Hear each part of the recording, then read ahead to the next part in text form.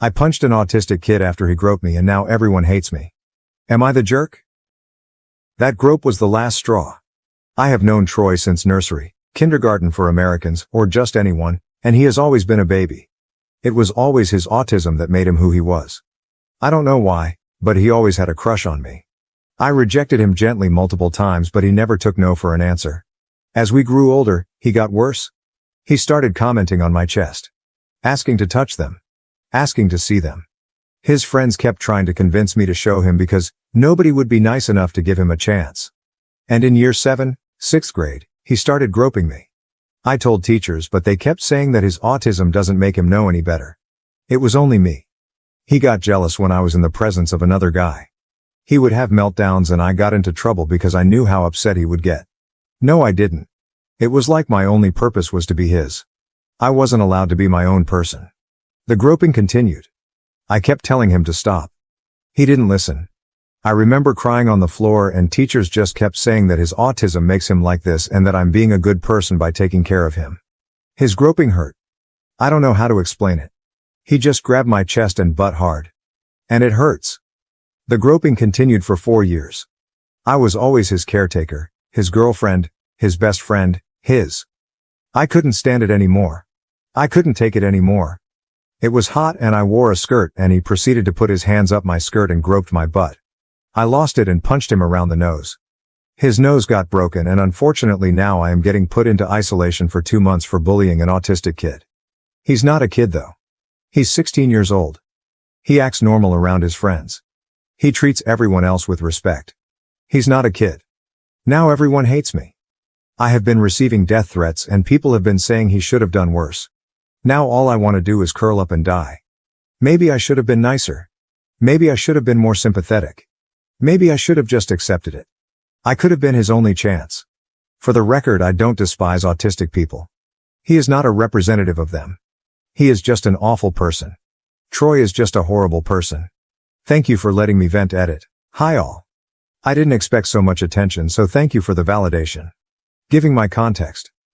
His parents are prominent people in our community. His dad is a third-generation Army something, IDK, and his mom is known for always holding all of the stuff for kids. Like the summer fairs, etc. She is also part of the school board and friends with the higher-ups, if you will, which is why this happened at all. I wasn't technically his caretaker because I didn't have to feed him, clothe him, etc. I just had to be his friend. His dad is also friends with the police station. They go way back, so that's another reason why they didn't do much. Or just took a statement then wrote him off as mentally disabled. And the police here just suck ass here. Police officers have essayed many women before here.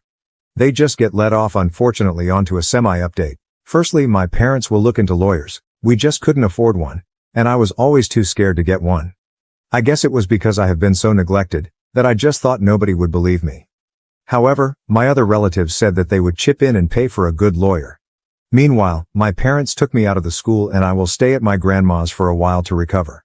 My auntie is also going to pay for my therapy. So I will enjoy that much needed therapy. Thank you so much for the kind words. I hope you all miraculously wake up with more money in your bank's accounts than you expected.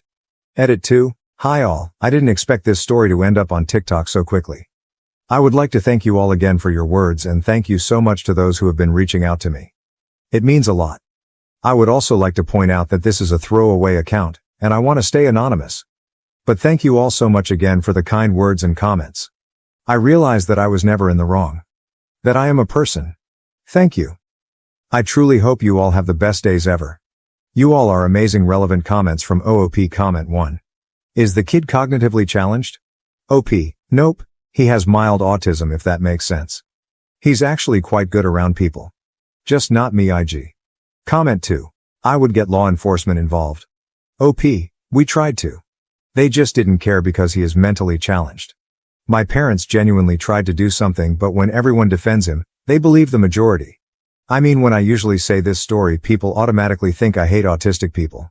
I don't. Because autistic people don't do this. Horrible people do. Autism isn't the label for assault. The label is sexual assaulter. Update. Firstly, I would like to thank you all so much for your kind words and messages. Thank you for your support and validation. Your words meant so much to me. Also, I thought I would explain the whole "I hope you all miraculously wake up with more money in your bank account" comment.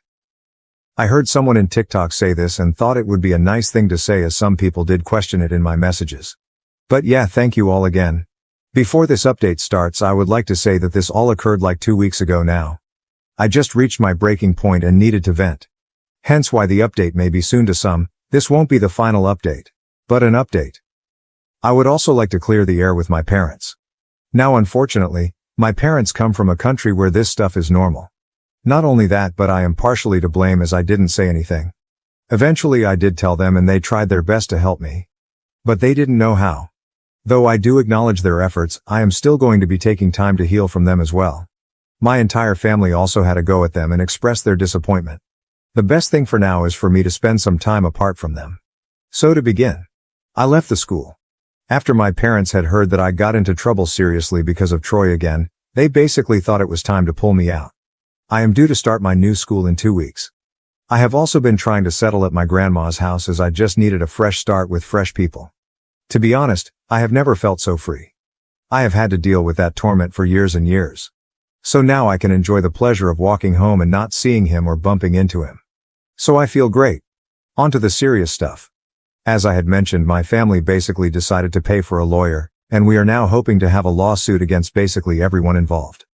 My grandma also had a go, to put nicely, with the school's board for basically allowing nepotism to harass other girls. She called all of the teachers a disgrace for endangering not only me but other people, and saying how none of the teachers who allowed this deserved to even step foot into a school. This experience has also not been all sunshines and daisies. After the suit was claimed or made, IDK, my parents got letters and messages basically asking for the case to be dropped. My parents obviously said no. But it still didn't stop the harassment.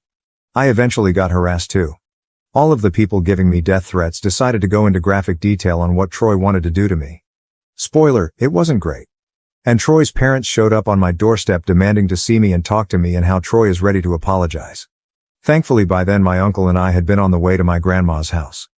However, my parents obviously didn't let them in regardless, and said that if they wanted to communicate it had to be through a lawyer. The harassment didn't stop. And eventually Troy sent me a message on a burner account detailing all of the things he was going to do if got the opportunity to, and that I should be grateful that I managed to walk away with just a groping. Troy also kept spewing on about how I'm nothing but a whore or slut, etc. And I should be grateful that someone so popular even looked my way. He kept saying how if I had just let him fuck me, he wouldn't have groped me. However, I know if I did that I would no longer be myself. I would be his property forever. The thought of that makes me want to vomit. Also, his logic doesn't make sense to me. Anyway, I just got receipts and blocked him. I also asked my parents to help me change my number. And I did.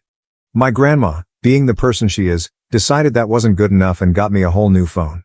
She claims it's compensation for my trauma. Thanks, Grandma.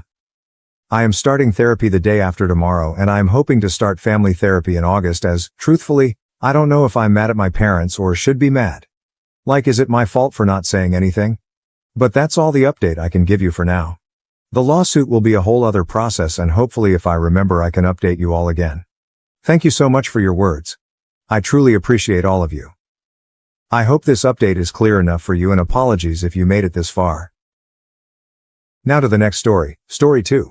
My autistic brother spent over £400 of my hard-earned money on Lego, and my mum supports this. I, 14, have a brother 16 who has autism, and I just can't stand it anymore. Before you go and make assumptions, let me get this out of the way. He's not like the autistic people you see on the news or online. He's a perfectly functional, intelligent person. However, he becomes violent when he doesn't get his way, and his brain doesn't get toilet messages, regularly pisses, shits himself. The thing with him is, these things only happen at home. Anywhere else, he doesn't have any problems with accidents in his pants. What happened today drove me over the edge to the point of writing this. For context, here is the usual routine. I woke up to him on my bed hitting me repeatedly. My parents are downstairs making breakfast, oblivious to this. He won't stop, so I shout for my mom. She comes upstairs, gets him off me by rewarding him with chocolate, and proceeds to yell at me for shouting at her, and confiscate my electronics for an hour. When I get home from school, all is fine. I do some homework and go on the Xbox. After around 30 minutes on the Xbox, he does the same thing. Hits me over and over, leaving me with no choice but to call for my mom. She again rewards him for stopping, before proceeding to tell me off and confiscate my electronics for the rest of the day.